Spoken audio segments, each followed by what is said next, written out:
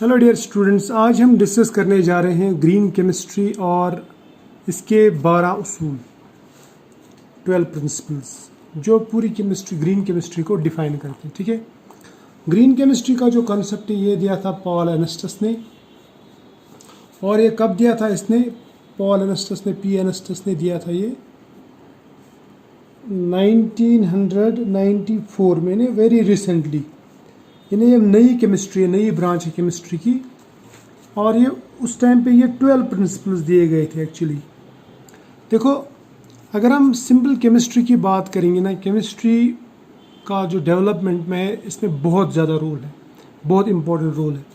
जैसे मैं आपको कुछ एग्जांपल्स गिनवाता हूँ। यहाँ पे लिखा हुआ है मेडिसिन में केमिस्ट्री का रोल है, मेन रोल है। पॉलीमर्स केमिस्ट्री की वजह से, इवन कि फूड केमिस्ट्री में रोल है केमिस्ट्री का, प्रिजर्वेटिव्स वगैरह में, फूड प्रिजर्वेशन या पैकेजिंग।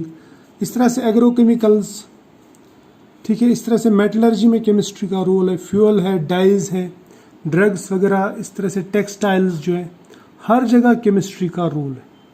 ठीक है, तो केमिस्ट्री जो है ये बहुत ही इम्पोर्टेंट ब्रांच ऑफ साइंस है। लेकिन केमिस्ट्री जो है ये डेवलपमेंट के साथ साथ में वेस्ट भी प्रोड्यूस करता है। यानी केमिस्ट्री की वजह से वेस्ट प्रोड्यूस होते हैं। ठीक है, जो केमिकल इंडस्ट्रीज है ना, वो yearly 5 billion tons waste produce करती है, और ये जो वेस्ट है ये एनवायरमेंटल पोल्यूशन करता है। ठीक है, एनवायरमेंटल पोल्यूशन, चाहे वो एयर पोल्यूशन हो, वाटर पोल्यूशन हो या सॉइल पोल्यूशन है, तो ये हर एक चीज़ में, एयर में, वाटर में और सॉइल में हैज़ार्डस सब्सटेंसेस ऐड कर देता है। और जहाँ पे हैज़ार्ड हो, ठीक है, हैज़ार्ड हो, वहाँ पे अगर हम हैज़ार्ड के साथ में एक्सपोज होते हैं, क्या होते हैं? एक्सपोज यानी हैज़ार्ड प्लस एक्सपोजर जब मिलता है तो ये बन जाता है रिस्क। यानी ये बहुत रिस्की रहता है। ठीक है, hazard plus exposure is equal to risk. Clear? तो ये जो इंडस्ट्रियल वेस्ट्स रहते हैं ये हैज़ार्ड्स रहते हैं, यानी इनकी वजह से रिस्क प्रोड्यूस होता है, ये रिस्की हो सकते हैं और एनवायरनमेंट के लिए ये ठीक नहीं है। तो ये एनवायरमेंटल पोल्यूशन क्रिएट करते हैं। अब इस पोल्यूशन से क्या होता है? पोल्यूशन जो है ना, ये पोल्यूटेंट जो ये डेंजरस भी रहती है। जैसे कुछ एग्जाम्पल बताऊंगा मैं। केमिकल इंडस्ट्री से निकलने वाला आइसोसाइनाइड, भोपाल ट्रेजेडी आपको मालूम होगी, उसमें कितनी जानें गई। इसी तरह से राइन रिवर कंटेमिनेशन आपने सुना होगा, उससे कितने लोगों की जानें गई। सो इसका डेंजर भी, जहाँ पे केमिस्ट्री बेनिफिशियल है वहीं पे इसकी वजह से कुछ प्रॉब्लम भी होता है। प्रॉब्लम कब होता है? जब वेस्ट प्रोड्यूस होता है। तो वो जो वेस्ट होता है या जो इसकी वजह से हैज़ार्डस केमिकल्स निकलते हैं वो एनवायरनमेंट के लिए भी डेंजरस है और लोगों के लिए यानी लाइफ के लिए भी ऑटोमेटिकली डेंजरस हो जाते हैं। क्लियर? अब ये जो डेंजरस सब्सटेंसेस है ना, इनको हैंडल करने के लिए या उसको कंट्रोल करने के लिए, वेस्ट को कंट्रोल करने के लिए, इसको डिस्पोज करने के लिए इंडस्ट्रीज़ हर मुमकिन कोशिश करती है। लेकिन वो जो हैंडलिंग रहता है, उसको हैंडल करना, कंट्रोल करना और बाद में डिस्पोज करना, इंडस्ट्रीज़ जो करती है वो प्रोसेस बहुत ही कॉस्टली रहते हैं। So handling of waste, control and disposal, it is highly costly. ठीक है, तो मैं ये बोलूँगा फिर, अगर ये हैंडलिंग वेस्ट या इस वेस्ट को ट्रीट करना, वेस्ट ट्रीटमेंट मैं बोलूँगा, ये one of the major challenges है। क्योंकि केमिस्ट्री वालों के लिए या हर एक के लिए, अगर आप देखेंगे आजकल सब एनवायरमेंटल सेफ्टी की बात करते हैं, हालांकि हर एक एनवायरमेंट को पोल्यूट भी करता है। तो एनवायरमेंटल सेफ्टी जो है one of the main challenges है आजकल। ठीक है, ये समझ में आया? तो हर एक के लिए ये चैलेंज है, मतलब एनवायरनमेंट को साफ रखना और पोल्यूशन को कंट्रोल करना। तो केमिस्ट्री वालों के लिए भी चैलेंज है, केमिस्ट्री वालों के लिए सबसे ज़्यादा चैलेंज है। चैलेंज क्यों है? क्योंकि केमिस्ट्री की वजह से, केमिकल इंडस्ट्रीज़ की वजह से सबसे ज़्यादा पोल्यूशन प्रोड्यूस होती है। समझ में आया? और हमारे पास में चैलेंज क्या है आप केमिस्ट्री वालों के पास में, कि कुछ ऐसे प्रोसेस डिज़ाइन करो जिनकी वजह से ये पोल्यूशन ना हो, यानी न्यू प्रोसेस डिज़ाइन करने पड़ेंगे। चैलेंज हमारे पास में यही है, टू डिज़ाइन न्यू प्रोसेस। अब वो डिज़ाइन नए प्रोसेस कैसे होने चाहिए? वो होने चाहिए इकोनॉमिक, मतलब लो कॉस्ट, जहाँ पे कीमत कम लगे, टाइम कम लगे, जहाँ पे एनवायरनमेंट प्रॉब्लम ना हो, यानी एनवायरनमेंट फ्रेंडली बोलूँगा, या इको फ्रेंडली प्रोसेसेस होने चाहिए। ठीक है, तो एनवायरनमेंट फ्रेंडली प्रोसेस होने चाहिए। और इसके लिए जो सोल्यूशन है, इसके लिए एक ही सोल्यूशन है, दैट इज़ ग्रीन केमिस्ट्री। यानी ग्रीन केमिस्ट्री ने ये पूरा मसला हल कर दिया। पूरा मसला हल मतलब किया नहीं कि ये अच्छी तरह से नहीं किया, पूरे मतलब कम्प्लीटली हल नहीं किया, लेकिन एक ऑल्टरनेटिव दिया। जो हमारे पास में चैलेंज था उसके लिए ऑल्टरनेटिव दिया। ये एक सोल्यूशन है, किसके लिए? पोल्यूशन प्रिवेंशन के लिए, इन्हें एनवायरनमेंट फ्रेंडली प्रोसेस बनाने के लिए। अब ये ग्रीन केमिस्ट्री क्या कहता है ये देखेंगे हम। पहले मैंने आपको बताया कि इट इज़ ए की मेथड फॉर प्रोटेक्टिंग एनवायरनमेंट। ये मैंने आपको बताया कि ये हमारे पास में एक तरीका है। अब ग्रीन केमिस्ट्री क्या कहता है, इसका बेसिक आइडिया क्या है? ग्रीन केमिस्ट्री का बेसिक आइडिया बताता हूँ। देखो, सबसे पहला जो आइडिया है, ये कहता है कि प्रोडक्शन एफिशिएंसी बढ़ाओ, प्रोडक्शन एफिशिएंसी को इंक्रीज करो। यानी जो रिएक्शन होती है, सपोज A प्लस बी, तो इसमें जो C है, C कंप्लीटली बनना चाहिए। जो प्रोडक्ट है वो कंप्लीटली बनना चाहिए। इसमें ज़्यादा से ज़्यादा प्रोडक्ट बनना चाहिए, वेस्ट कुछ नहीं होना चाहिए। अक्सर क्या होता है, जब हम रिएक्शन लगाते हैं, प्रोडक्ट के साथ साथ में बाय प्रोडक्ट बनता है जो वेस्ट कहलाता है। या यहाँ पे जो रिएजेंट लगाते हैं, उनकी जो डेरिवेटिव्स या रिएजेंट रिएक्ट होने के बाद में जो वहाँ से बाय प्रोडक्ट निकलता है, वो वेस्ट कहलाता है। तो वो वेस्ट कम हो जाना चाहिए। तो हमें प्रोडक्शन एफिशिएंसी बढ़ानी है और वेस्ट को कम करना है, यानी हमें इकोनॉमी बढ़ानी है। इकोनॉमी बढ़ाना मतलब हमें पैसा बचाना है। ठीक है, हमारे पास में पैसे बच जाने चाहिए, यानी कॉस्ट ऑफ प्रोसेस जो है वो कम करना है। अगर हम रिएक्शन कोई डिज़ाइन करेंगे, वो कोई ऐसी रिएक्शन होनी चाहिए जिसमें पैसे कम लगें, खर्चा कम आए, और जिसमें टाइम कम लगे। क्या लगे? जिसमें टाइम कम। जैसे मैं अगर बात करूँगा इको फ्रेंडली ऑर्गेनिक सिंथेसिस की, इको फ्रेंडली ऑर्गेनिक सिंथेसिस की, समझ में ना? तो उसमें क्या होना चाहिए? सबसे पहले मैं आपको बताऊँगा ऑर्गेनिक सिंथेसिस क्या होता है। ऑर्गेनिक सिंथेसिस में सबसे पहले हम रिएक्टेंट्स लेते हैं। ठीक है, ये रिएक्टेंट्स के साथ में हम कोई रिएजेंट या कैटलिस्ट डालते हैं। रिएजेंट, जनरली रिएजेंट लेते हैं, तो हमें मिलता है प्रोडक्ट और मिलता है साइड प्रोडक्ट। ठीक है, अब ग्रीन केमिस्ट्री का बेसिक आइडिया क्या है, या इको फ्रेंडली ऑर्गेनिक सिंथेसिस कब होगी? मैं इसको इको फ्रेंडली ऑर्गेनिक सिंथेसिस कब कहूँगा? समझ में है ना? तो इको फ्रेंडली ऑर्गेनिक सिंथेसिस में उस रिएक्शन को कहूँगा जिसमें मुझे प्रोडक्ट ज़्यादा मिले, इसकी सिलेक्टिविटी ज़्यादा हो, ये कम मिले। समझ में है ना? साइड प्रोडक्ट कम, प्रोडक्ट ज़्यादा। साइड प्रोडक्ट मतलब वेस्ट, ये तो वेस्ट हो जाता है। ठीक है, अगर ये हमने कम कर दिया तो वेस्ट कम कर दिया। तो वेस्ट कम, प्रोडक्ट ज़्यादा, यानी एफिशिएंसी ज़्यादा, राइट। और रिएजेंट और रिएक्टेंट जो है, रिएजेंट और रिएक्टेंट, ये भी इको फ्रेंडली होने चाहिए। ये कुछ ऐसे लेने हमें जो एनवायरनमेंट फ्रेंडली हो। समझ में आया? यानी मैं रिएक्टेंट्स की और रिएजेंट्स की बात जब करूँगा, ये भी एक तो इजी टू हैंडल और एनवायरनमेंट फ्रेंडली होना चाहिए, ENV friendly, easily available and low cost. क्या होने चाहिए? Low cost. और ये होनी चाहिए रिन्यूएबल।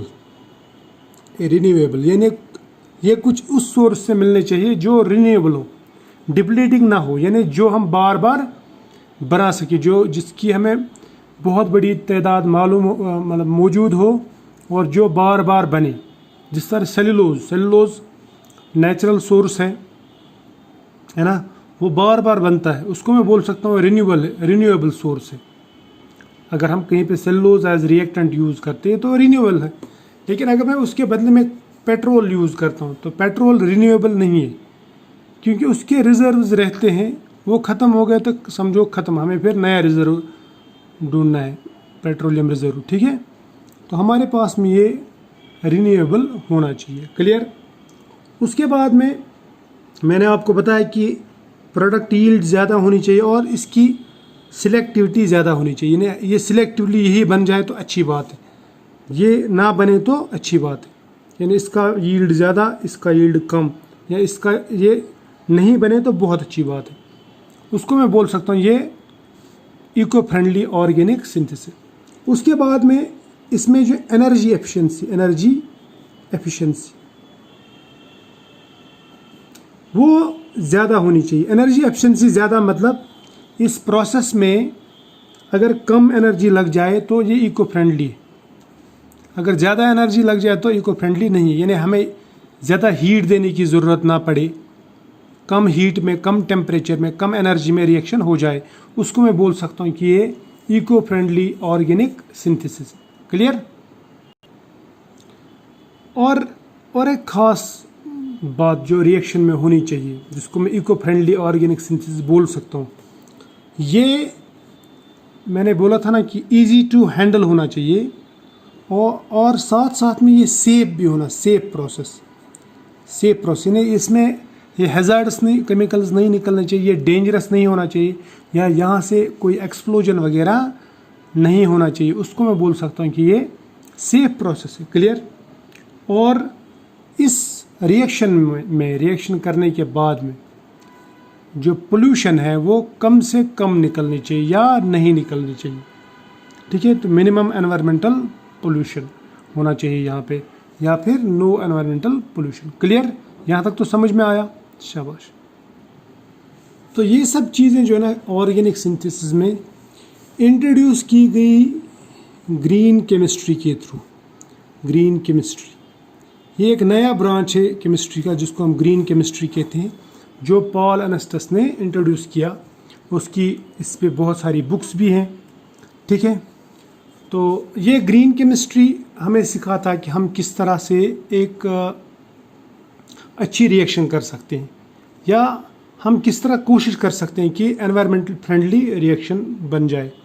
तो ग्रीन केमिस्ट्री में ये, तो ग्रीन केमिस्ट्री हम वो प्रोसेस पढ़ते हैं, वो रिएक्शंस सीखते हैं जो एनवायरनमेंट फ्रेंडली हों, इको फ्रेंडली रिएक्शंस हों, जिनसे पोल्यूशन कम से कम निकले। तो अगर मैं आपसे पूछूं व्हाट इज़ ग्रीन केमिस्ट्री, तो ग्रीन केमिस्ट्री है क्या? मैं बोलूँगा ग्रीन केमिस्ट्री को कि ये केमिस्ट्री का इस्तेमाल करना है। यानी यहाँ पे भी आपको केमिस्ट्री का इस्तेमाल करना है, लेकिन कुछ इस तरह से इस्तेमाल करना है कि कम से कम हैज़ार्ड्स केमिकल्स यूज़ हों, या कम से कम हैज़ार्ड्स केमिकल्स जनरेट हों, यानी प्रोड्यूस हों। समझ में है ना? या मैं ऐसा बोलूँ कि या तो केमिकल्स, ऐसे केमिकल्स का यूज़ और जनरेशन ख़त्म ही हो या फिर कम हो। तो मैं इसको इंग्लिश में अगर बोलूँ तो मैं बोलूँगा use of chemistry in such A way that generation and use of hazardous substances is eliminated और एट लीस्ट रिड्यूस्ड। पूरा तो एलिमिनेट नहीं कर सकते, पूरा एलिमिनेट हर जगह पे एलिमिनेट मतलब ख़त्म ही नहीं कर सकते हैज़ार्ड्स चीज़ों को, लेकिन रिड्यूस कर सकते हैं। यानी अगर हम मोर हैज़ार्ड्स से लेस हैज़ार्ड्स केमिकल यूज़ करेंगे, मोर हैज़ार्ड्स से लेस हैज़ार्ड्स केमिकल यूज़ करेंगे, हम बोलेंगे कि हमने ग्रीनर प्रोसेस डेवलप किया। समझ में है ना? इन्हें एनवायरमेंटली बेनाइन केमिकल्स अगर हम यूज़ करेंगे, एनवायरमेंटली मेलाइन केमिकल्स को हटाएंगे, एनवायरमेंट फ्रेंडली केमिकल्स को यूज़ करेंगे, और एनवायरमेंट के लिए जो ख़तरनाक केमिकल्स हैं, हैज़ार्ड्स केमिकल्स, उनको हटा के कोई प्रोसेस डेवलप करेंगे, तो हम बोलेंगे कि हमने ग्रीन प्रोसेस डेवलप किया। और ये चीज़ें जो ये ग्रीन केमिस्ट्री में आती है। लेकिन IUPAC जो ना, international union of pure and applied chemistry, वो ग्रीन केमिस्ट्री को कैसे डिफाइन करते हैं, उनकी डेफिनेशन भी मैं स्टैंडर्ड डेफिनेशन बताता हूँ। वो कहते हैं इन्वेंशन, डिज़ाइन एंड एप्लीकेशन, यानी इन्वेंट करना, डिज़ाइन करना और उसको अप्लाई करना। किसको? किसी प्रोसेस को, ऑफ प्रोसेसेस, ठीक है, किसी भी प्रोसेस को या प्रोसेसेस को इन्वेंट करना, फिर डिज़ाइन करना, फिर उनको अप्लाई करना। टू रिड्यूस और eliminate the use of generation of hazardous substances, यानी किसी भी ऐसे प्रोसेस को, आप प्रोसेस को इन्वेंट करना, नए प्रोसेस को इन्वेंट करना, फिर डिज़ाइन करना, फिर उनको अप्लाई करना, चाहे प्रोसेस हो या केमिकल्स हो, ताकि जो हैज़ार्ड्स केमिकल्स का यूज़ या जनरेशन हो, जनरेशन मतलब प्रोडक्शन, यानी हैज़ार्ड सब्सटेंसेस इस्तेमाल में लाना या पैदा होना, वो बंद हो जाए या कम हो जाए, उसको बोलते हैं हम ये है ग्रीन केमिस्ट्री। ये किसकी डेफिनेशन है? ये आईयूपैक। तो फिर से मैं दोहराता हूँ ये definition. Invention, design and application of process और केमिकल प्रोडक्ट्स टू रिड्यूस और eliminate the use and generation of hazardous substances. समझ में आया? अब क्वेश्चन ये बनता है कि ग्रीन केमिस्ट्री में और एनवायरमेंटल केमिस्ट्री में क्या कोई डिफरेंस है कि नहीं। मैं बोलूँगा कि अगर ग्रीन केमिस्ट्री इस रास्ते से जाता है तो एनवायरमेंटल केमिस्ट्री इस रास्ते से जाता है। ये एक दूसरे के बिल्कुल कंट्ररी है, और मैं बोलूँगा कम्प्लीमेंट्री। ग्रीन केमिस्ट्री में हम ऐसे प्रोसेसेस डिज़ाइन करते हैं जो इको फ्रेंडली हो, एनवायरनमेंट फ्रेंडली हो, जबकि एनवायरमेंटल केमिस्ट्री में हम एनवायरनमेंट का असेसमेंट करते हैं, उसमें देखते हैं पोल्यूशन कितनी है, उसका एनालिसिस वगैरह करते हैं, किस वजह से पोल्यूशन होता है, कहाँ पे कितनी पोल्यूशन है, एनवायरनमेंट में किस वजह से क्या असर पड़ता है। हम उसमें नया कुछ जो सिंथेटिक रूट है वो नहीं देते। क्लियर? यहाँ पे एनालिसिस होती है, असेसमेंट होती है, और यहाँ पे हम नए प्रोसेसेस डेवलप करते हैं ताकि एनवायरनमेंट को ज़्यादा नुकसान ना पहुँचे, एनवायरनमेंट के फ़ायदे के लिए जो प्रोसेस हो वो बनाते हैं। क्लियर? ये समझ में आया? तो ग्रीन केमिस्ट्री एनवायरमेंटल केमिस्ट्री में फ़र्क समझ में आया। अब मैं आपको बताता हूँ कि ग्रीन केमिस्ट्री के लिए जो रूल्स हैं, या मैं बताऊँगा उसके जो प्रिंसिपल्स हैं, उसके उसूल जो हैं वो क्या है। ग्रीन केमिस्ट्री 12 उसूलों पे मुनहसर है, यानी आपको 12 उसूल देखने पड़ते हैं। अगर इनमें से कोई चीज़ कहीं पे फॉलो होती है तो हम समझ सकते हैं कि ये प्रोसेस में ग्रीननेस आ गई, ये प्रोसेस जो ये ग्रीनर प्रोसेस है। इन्हें ग्रीन बनाने के लिए हम क्या क्या करते हैं, कौन कौन सी चीज़ें मद्देनज़र रखते हैं कि प्रोसेस में ये चीज़ें होनी चाहिए, तो मैं वो बताऊँगा। वो 12 प्रिंसिपल्स इस तरह है। सबसे पहला प्रिंसिपल है, जो पहला उसूल है ग्रीन केमिस्ट्री का, ये कहता है कि वेस्ट को प्रिवेंट करो, प्रिवेंशन ऑफ वेस्ट। ये इसका कहना है, यानी ये प्रिंसिपल जो ये इसका मतलब ये है कि it is better to prevent waste than to produce it. यानी अगर हम प्रिवेंट ही करेंगे, हम बोलते हैं ना prevention is better than cure, यानी अगर हम वेस्ट प्रोड्यूस ही नहीं करेंगे तो उसको डिस्पोज करने की ज़रूरत नहीं पड़ेगी। समझ में आया? दूसरा जो है वो है एटम इकोनॉमी। एटम इकोनॉमी का मतलब रहता है maximum incorporation of atoms of reactants into products. Suppose अगर मैं A + B + C ऐसे मिला देता हूँ और ये बनाता है D। अब अगर A के सारे एटम, B के सारे एटम और C के सारे एटम D में मौजूद हों तो इसका मतलब वेस्ट तो बनेगा ही नहीं, साइड प्रोडक्ट तो बनेगा ही नहीं। समझ में आया ना? ऐसे प्रोसेस जिसमें रिएक्टेंट के तमाम एटम प्रोडक्ट्स में मौजूद हो उसको हम बोलते हैं कि ये 100% एटम इकोनॉमिक प्रोसेस है। या मैं बोल सकता हूँ इसमें हम ये देखते हैं कि maximum incorporation of atoms of reactants into products कैसे हो, यानी कोई भी एटम ज़ाया ना हो। समझ में आया ना? जिस तरह डिल्स-एल्डर रिएक्शन होती है, वहाँ पे क्या करते हैं हम डाइन और डाइनोफाइल को मिला देते हैं और ये मिल के ऐसा साइक्लिक कंपाउंड बनता है। ठीक है, ये इधर चला जाता है, ये इधर चला जाता है, ये इधर चला जाता है और हमें इस तरह का प्रोडक्ट मिलता है। इस रिएक्शन में कोई भी एटम ज़ाया नहीं होता। ठीक है, जबकि अगर आप एलिमिनेशन रिएक्शन करेंगे या दूसरी सब्स्टिट्यूशन रिएक्शंस वगैरह, उन सब रिएक्शंस में कुछ ना कुछ ज़ाया होता है, उनको हम बोल सकते हैं कि एटम इकोनॉमिक नहीं। अब इसी तरह से जो तीसरा है लेस हैज़ार्डस केमिकल सिंथेसिस, ये तीसरा उसूल है इसका। यानी केमिकल सिंथेसिस कुछ इस तरह होनी चाहिए जो लेस हैज़ार्ड्स हो, हैज़ार्ड्स ना हो, कम हैज़ार्ड्स हो। इस तरह से डिज़ाइन ऑफ सेफर केमिकल्स, हम रोज़मर्रा की ज़िंदगी में जो केमिकल्स इस्तेमाल करते हैं, समझ में आया ना, और उन केमिकल्स में जिस तरह DDT वगैरह यूज़ करते हैं, आपको मालूम है, उन केमिकल्स के बदले कुछ ऐसे अल्टरनेटिव केमिकल्स ढूंढना जो सेफ़र हों, जो एनवायरनमेंट फ्रेंडली हों और जो हैज़ार्ड्स ना हों, उसको बोलते हैं डिज़ाइन ऑफ सेफर केमिकल्स। उसके बाद में safer solvents and auxiliaries. Solvents तो हम यूज़ करते ही रहते हैं। अब अगर कोई सॉल्वेंट सेफर हो या लेस टॉक्सिक सॉल्वेंट हो तो हम प्रेफर करेंगे less toxic than more toxic, समझ में आया ना। तो इसको हम बोलते हैं सेफर सॉल्वेंट्स। अब जैसे वाटर में, और हम लेंगे वाटर और मिथेनॉल। वाटर और मिथेनॉल में कौन अच्छा सॉल्वेंट है? वाटर। अगर रिएक्शन मिथेनॉल में भी होती है, वाटर में भी होती है, तो हम किस में प्रेफर करेंगे? हम प्रेफर करेंगे वाटर में, क्योंकि वो सेफर सॉल्वेंट है, सेफर सॉल्वेंट, ठीक है। तो इसको हम कहते हैं safer solvent and auxiliary. Auxiliaries means जो बाकी चीज़ें हम इसमें रिएक्शन में इस्तेमाल करते हैं वो सेफर होनी चाहिए, ठीक है, टॉक्सिक नहीं होनी चाहिए। तो इसके बाद में आता है छठा principle, design for energy efficiency. Design for energy efficiency का मतलब क्या है कि प्रोसेस को इस तरह डिज़ाइन करना कि जिसमें हमें कम से कम एनर्जी लगे, ठीक है, यानी एनर्जी वेस्ट ना हो, ठीक। ये जैसे हीट लॉस वगैरह होता है तो वो नहीं होना चाहिए। उसके बाद में use of renewable feed stock. जो हम रिएक्टेंट्स वगैरह यूज़ करते हैं वो कुछ ऐसे मटेरियल्स से बनने चाहिए जो रिन्यूएबल हो, रिन्यूएबल जिन्हें जो जनरेट हो नेचुरली, बार बार जनरेट हो। जिस तरह मैंने अभी आपसे कहा था सेलुलोज डेरिवेटिव्स, सेलुलोज से ग्लूकोज वगैरह निकलता है जैसे, या फ्यूरान्स वगैरह निकलते हैं, उनको मैं बोल सकता हूँ ये रिन्यूएबल फीड स्टॉक है। और आठवां है रिड्यूस डेरिवेटिव्स। जब हम रिएक्शन करते हैं ना तो रिएक्शन में हम प्रोडक्शन डिप्रोडक्शन करते हैं, यानी हम डेरिवेटिव्स बनाते हैं बहुत सारे, उसके बाद में प्रोडक्ट बन जाता है।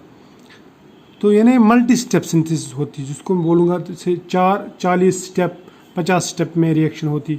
तो उसके बजाय अगर आप कम से कम स्टेप्स में रिएक्शन करोगी, सपोज 40 स्टेप वाली रिएक्शन अगर 10 स्टेप में या 20 स्टेप में होती है, तो मैं बोलूँगा कि ये बेटर प्रोसेस है। टाइम भी बच जाता है, पैसा भी बच जाता है, रिएक्टेंट्स यानी केमिकल्स भी बच जाते हैं, और एनर्जी भी बच जाती है, ठीक है। उसको बोलते हैं रिड्यूस डेरिवेटाइजेशन। उसके बाद में कैटालिसिस। ये ग्रीन केमिस्ट्री में इसका बहुत बड़ा रोल है। 9th प्रिंसिपल ये जो कैटलिस्ट्स है ना वो रिएक्शन को एक तो फास्ट करते हैं, और कुछ कैटलिस्ट्स जो वो सिलेक्टिविटी बढ़ाते हैं, उससे साइड प्रोडक्ट कम बनता है, एनर्जी वेस्ट ज़्यादा नहीं होती है, टाइम बच जाता है, उसको हम बोलेंगे कैटालिसिस। तो कैटालिसिस का एक अच्छा खासा रोल है। 10वां यहाँ पे तो ये नहीं है, 10वां ये डिज़ाइन फॉर डिग्रेडेशन। यानी अगर हम केमिकल्स जो यूज़ करते हैं जैसे पॉलीमर्स हैं या कैरी बैग्स वगैरह हैं, अगर वो ऐसे केमिकल्स बनाएंगे जो डिग्रेडेबल हों, यानी हम ऐसे सब्सटेंसेस बनाएंगे जो डिग्रेडेबल हों, तो उससे पोल्यूशन जो है वो कम हो सकता है, ठीक है। जैसे अगर हम पॉलीथीन के बदले में उसका ऑल्टरनेटिव निकालेंगे तो पॉलीथीन की वजह से जो पोल्यूशन होता है वो पोल्यूशन ख़त्म हो जाएगा, उसको बोलते हैं हम डिज़ाइन फॉर डिग्रेडेशन। उसके बाद में real time analysis for pollution prevention. Real time analysis का मतलब होता है जब रिएक्शन हो रहा है या प्रोसेस हो रहा है उसी दौरान ऑनलाइन या इनलाइन या एट लाइन एनालिसिस करना, ताकि हमें पता चल जाए कि कौन सा पोल्यूटेंट निकल रहा है, ठीक है, और ताकि हम उसको कंट्रोल कर सकें। यानी प्रोसेस को एनालाइज करते रहना ताकि हम जो पोल्यूटेंट्स हैं उनको कंट्रोल कर सकें, उनको प्रिवेंट कर सकें, उसको बोलते हैं real time analysis for pollution prevention. उसके बाद में लास्ट वाला जो प्रिंसिपल है बहुत ही इंपॉर्टेंट है, वो है inherently safer chemistry for accident prevention. देखो रिएक्शंस तो हमारे पास में रहती है, केमिकल रिएक्शंस, उसमें कुछ रिएक्शंस रहती हैं जो हैज़ार्ड्स रहती हैं, लेकिन कुछ सेफर रहती है जिनसे एक्सीडेंट वगैरह नहीं हो सकता। तो हमें चाहिए, कोशिश करनी चाहिए कि ऐसे प्रोसेसेस या ऐसे वो रिएक्शंस सिलेक्ट करें जो जिनसे एक्सीडेंट का खतरा ना हो, जहाँ पे एक्सीडेंट प्रिवेंशन हो सके। ठीक है, तो आई होप यहाँ तक आपने ग्रीन केमिस्ट्री के बारे में थोड़ा सा समझ लिया होगा। तो हम मिलेंगे नेक्स्ट टॉपिक में, नेक्स्ट लेक्चर में। ठीक है, तो आज के लिए इतना ही।